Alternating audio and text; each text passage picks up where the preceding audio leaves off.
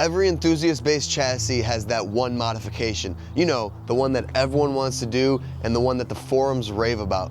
And the E30 is no different. However, in the case with this modification, it was set in stone by Alpena nearly 40 years ago. This is a car that defined a generation, inspired enthusiasts for nearly 40 years, and created a friendly competition that still goes on to this day.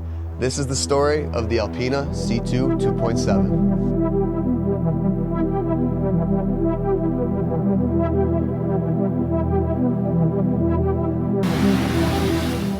If you spent any time in the E30 forums over the past few decades, you've probably heard of an engine called the M20B27 Stroker. And what that is essentially an M20B25 head put onto a 2.7 liter M20 bottom end, the economy engine, giving you more power, more torque, and a more fun engine. Well, what enthusiasts of today probably don't realize is that Alpena built this engine all the way back in 1986. Before we talk about the specifics of the engine, we have to go back in time to understand the significance of why this car was created. Up until 1985 and 1986, when this car was made, Alpena had already been modifying E30s. There was the 170 horsepower C1 2.3. There was the 190 horsepower C1 2.5. Those were earlier E30s that had their stock M20s modified by Alpena to make more power. And at that time, that was the only option for the person that wanted to buy an E30. However, they wanted one with a little bit more power and a little bit more flair. There was nothing else on the market, so Alpena was peacefully building these powerhouses and selling them no problem. However, when 1985 rolled around, something came on the horizon, something that would threaten Alpena's cars.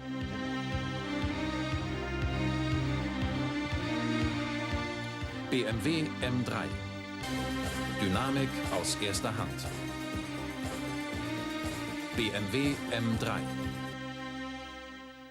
A car that would become the most popular sporting saloon in all of history, the most winningest DTM car in all of history, boasting 200 horsepower from a small 4-cylinder engine.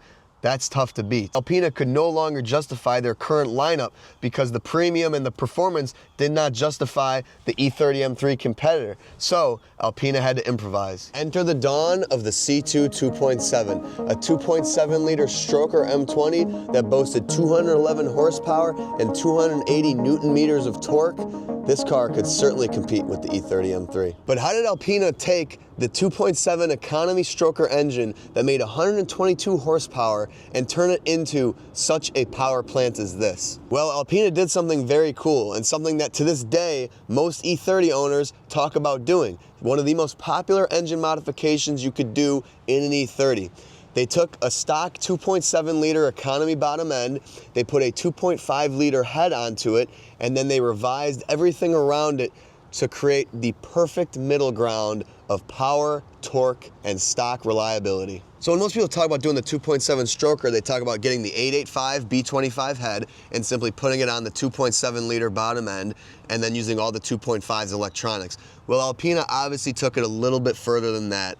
Alpena, in their true fashion, completely revised the cylinder head, ported it, polished it, put a camshaft in it. They did higher compression Mahle pistons. They revised the computer tuning and they put custom exhaust on it. So most homemade Stroker engines aren't going to be the power level that this engine was, simply because the higher compression pistons and all the additional work that Alpena did. And there was a couple other party tricks that Alpena was able to use to entice the average consumer into choosing the Alpina C2 rather than the E30 M3. And one of those is the fact that you have 4-door availability, but also later convertibles and wagons. So of course the E30 M3 was great and all, but for the average person that wanted more power but still wanted 4-door functionality, the E30 M3 wasn't an option, but the Alpena was. And another Alpena advantage, even though we may not see it as that today, is that you could get your Alpena spec'd with an automatic transmission.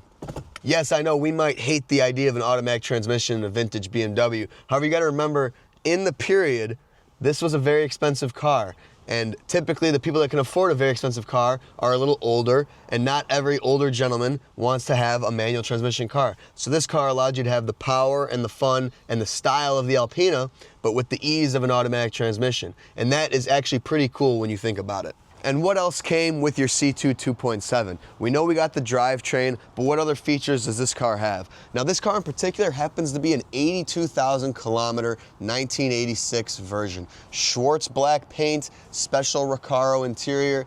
This is a very beautiful car, just imported from Finland. Of course, we got the iconic front air dam. We got the badging in the front. Got the Alpina deco set along the side. 16-inch Alpina light alloy wheels with, in most cases, bigger front brakes. You got the Alpina rear boot spoiler and your badging on the back. Inside the E30, you got your Recaro-made special Alpina seats.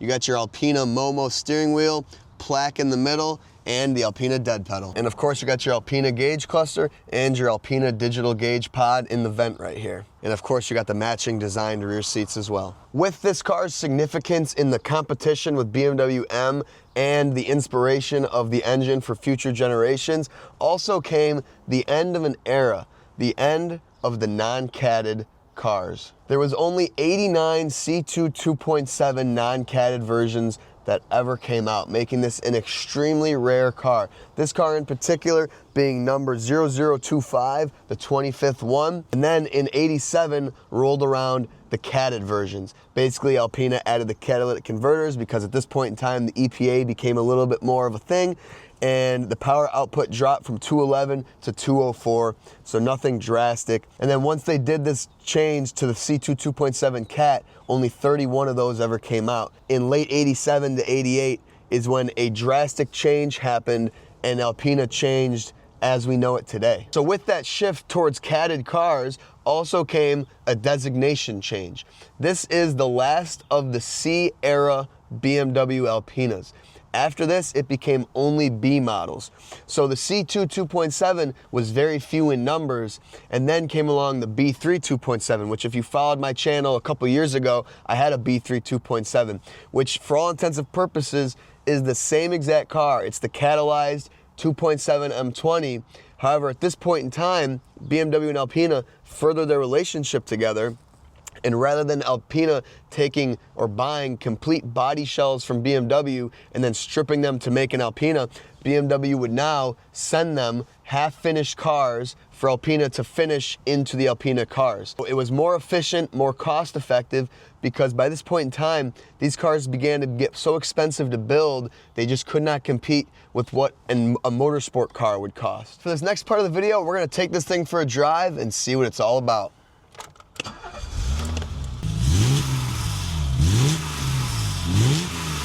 An argument among E30 enthusiasts that's as old as time is what is the best engine spec in the E30. You will have people telling you all variants of things. Oh, this is better or that's better. M30s are too big. S14s are too underpowered. There's nothing better than an M20.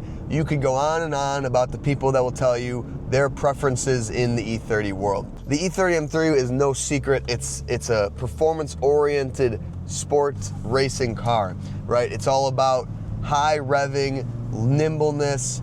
The B6 Alpinas with the big old M30 are all about power and torque, right? I want to put you back in your seat, and I want to see how far we can push the E30 chassis and how big of an engine we can put in that chassis.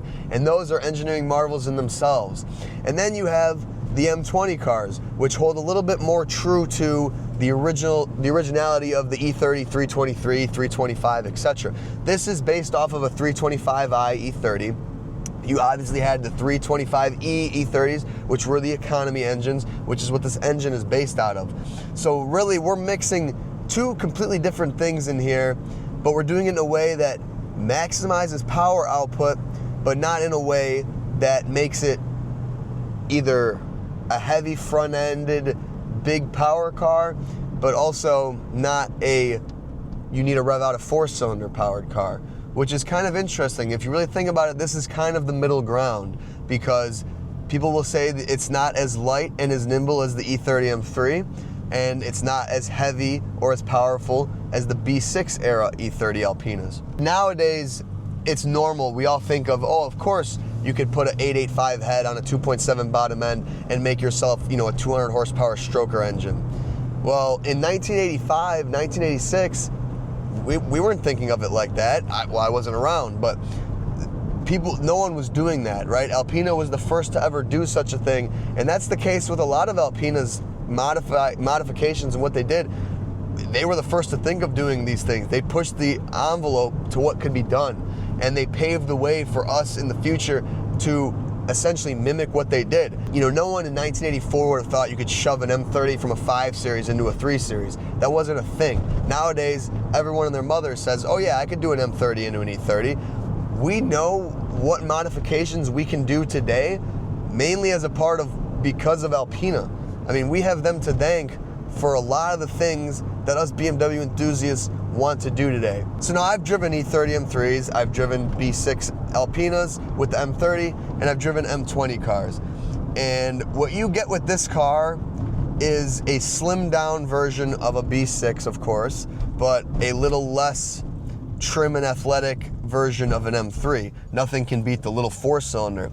But after all, the M20s are pretty much considered the E30's engines, so the weight isn't bad.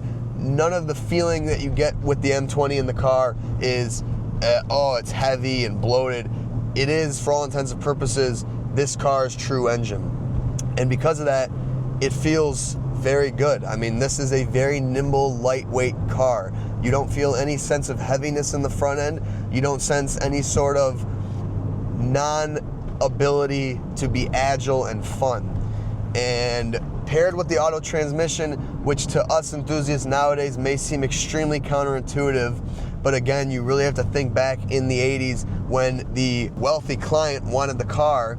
Not everyone wants to drive a stick shift car. Stick shift isn't exactly luxury. Back in the 70s and 80s, when you had these automatic transmission cars, you wanted the utmost luxury, and you were spending more money than the stick shift guys. So yes, of course, the stick is more sporty, but you still have a lot of power here to back up the auto transmission.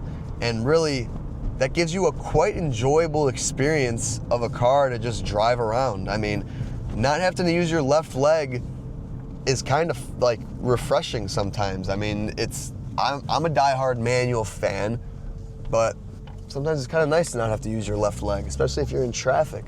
But where is the power and performance of the C2 2.7? When you kick down that auto transmission, she just wants to go. And it feels like a perfect amount of power for the car. And the agility's there, and the transmission is super responsive for an auto. But you do have your selector here for the how you want the auto transmission to operate. You have your economy mode, you have your sport mode, and then you have your manual mode. So I'm gonna kick it into sport, which literally just raised the revs up, and that is your sport shifting mode. So that is, the transmission has a totally different map to be more responsive, more fun, and allow you to really drive your Alpena harder. And boy, oh boy, does it work. The car will rev higher before it wants to downshift or upshift. You know, when I drove my B6, I never thought of it as a heavy feeling car. But when you go and you hop in a C2 with an M20, it does feel a lot lighter than the big 6-cylinder M30 powered Alpenas. It is a bit of a more nimble feeling car. And really, when you put that transmission in sport mode, I mean, it's a totally different monster. It's like, it stays up in the revs, kind of like a manual transmission, and it's actually kind of impressing me.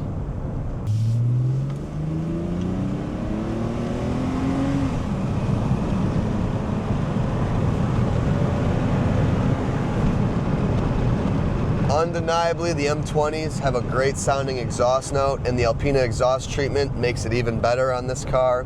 Not overbearing, but you know you got a little more power when you hear that exhaust from the Alpena.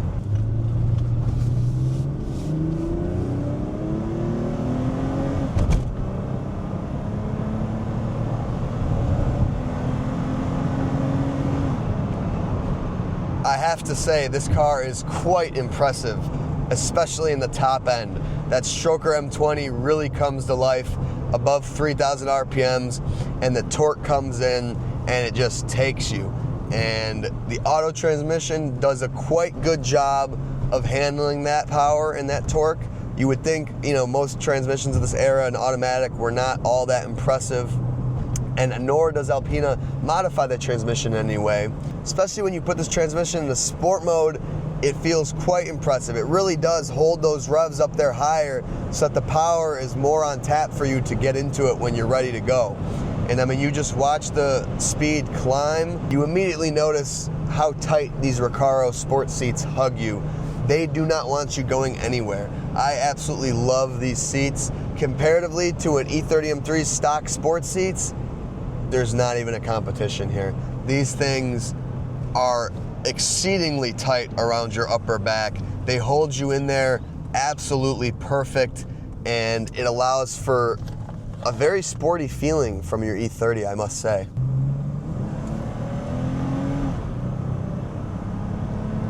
This car is quite impressive with the power. The wider wheels give you fantastic grip and a fantastic feel of the road. This car is nimble, agile, and it feels planted and very comfortable to drive, especially when you're in the high RPMs and you're going into a corner. It holds itself down very well. So this car brought the torque from 217 from a standard 325 up to 289. The power, it went from 170 to 211, and you feel every bit of it. I mean, it makes what is already a pretty fun car, a stock 325, even more fun. And back to back to an E30 M3, you certainly also feel that additional power and torque from the 6-cylinder. And because of that, what you get with the C2 2.7 package is probably one of the most well-rounded, well-balanced, all-around fun experiences you can get from an E30. It is absolutely fantastic. The power is there, the handling is there, the agility is there, and the torque is there. So that is the story of the Alpina C2 2.7, the car created to combat the E30 M3, a car that inspired enthusiasts for decades to come to build what Alpina built back in '86, and the car that ended the era of non-catted C-era Alpinas. A car that I am honored to have in my possession, a well-preserved piece of history. If you guys enjoyed this video of me going into the history of the Alpina C2 2.7 and you like this style of video, please consider subscribing. A like, a comment, make my day as well. This is a new mini-series I think I'm gonna start doing on these cars where I dive more into the history on them rather than simply an overview of the specific car I bought. If you liked it, please let me know. As always, thank you guys so much for watching. I hope you enjoyed, and we will see you in the next one.